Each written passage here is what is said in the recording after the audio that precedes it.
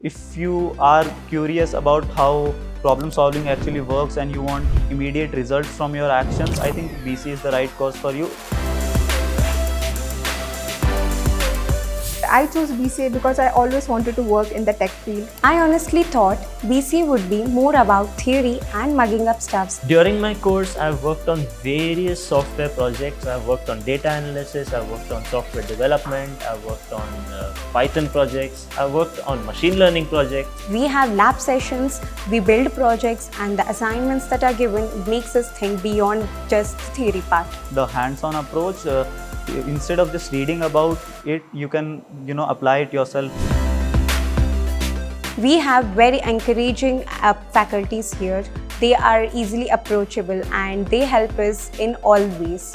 I had never written a single line of code before joining. Faculty here never made me feel that I was behind. Various amounts of guest lectures, and there is a strong focus towards academics, which is a very important aspect of university life. I come from a very small town in Rajasthan. You feel all sorts of different cultures collide here in universities. The campus, the people, the environment, it all helped me settle in more than I expected. The campus culture is quite vibrant. There is a good balance between academics and vibrancy.